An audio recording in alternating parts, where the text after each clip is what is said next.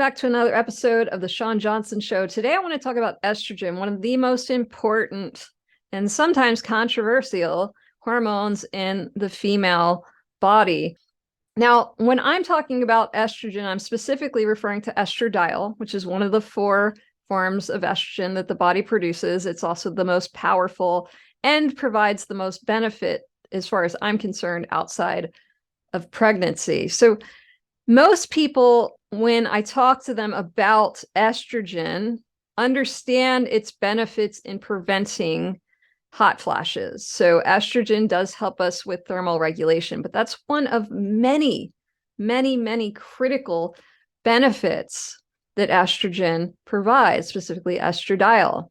Okay, so when we're promoting it or producing it rather on a monthly basis prior to going into perimenopause, it helps us with muscle gain, insulin sensitivity, bone health, cardiovascular health. As a matter of fact, as you move past menopause, women, your risk of heart disease goes from 1 in 7 to 1 in 3, which is also the time that estrogen drops completely off the map. All right. It helps us with our skin, collagen production, elastin, maintaining that tightness in your skin, and then also producing moisture. As a matter of fact, that's one of the #1 benefits that I noticed right away. The moisture production in my skin returned, and I saved so much money on not having to continue buying all those fancy skin moisturizers. All right, so it's a big deal, but like soup, like seasoning in your soup, these hormones, we need just enough, not too much, not too little.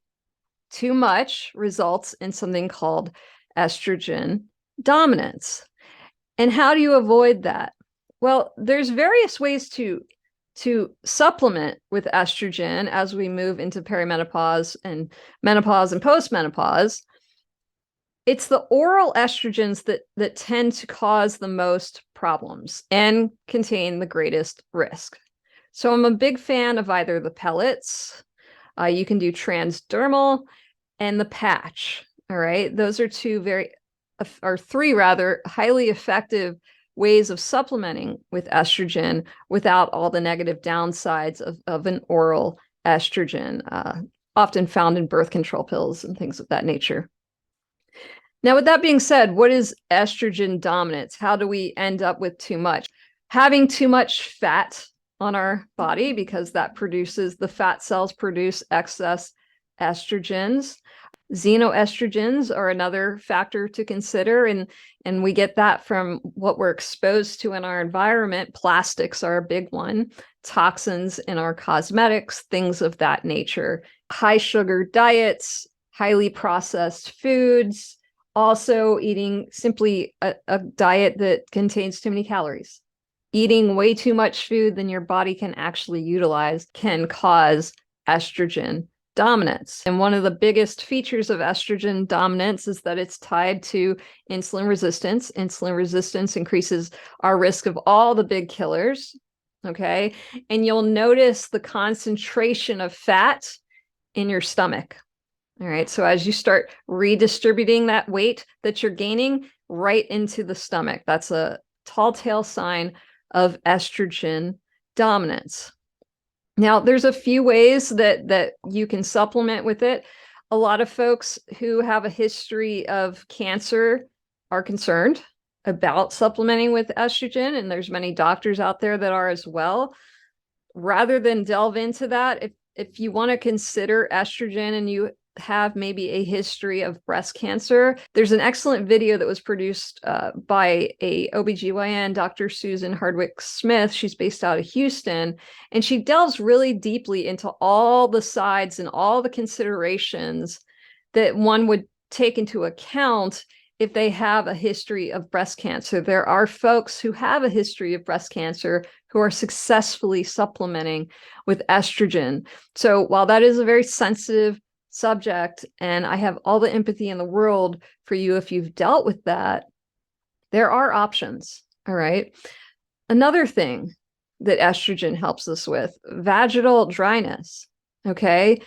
So as we get older, and we start losing the moisture in the vaginal wall, that's an estrogen thing. And estrogen can help us return that to a healthier environment. And there's actually localized forms of estrogen that you can take to apply to the vaginal area. I'm not going to delve too deeply into the different types of estrogen replacement therapy today. I'm going to do that in another episode, another mini episode, but I encourage you to consider just how important estrogen is to your health, and not just your health and not just longevity, but your quality of life. It plays a major role. And if you're a candidate for it, I highly recommend that you explore it with somebody who specializes in hormone replacement therapy for menopause. If you have any questions for me, place it in the comments below. And if you'd like to chat, reach out on my website, kaizentrainingacademy.com. Until tomorrow, I think I'll be covering progesterone, which I think is one of the most underrated hormones that women produce. Talk to you soon. Bye-bye.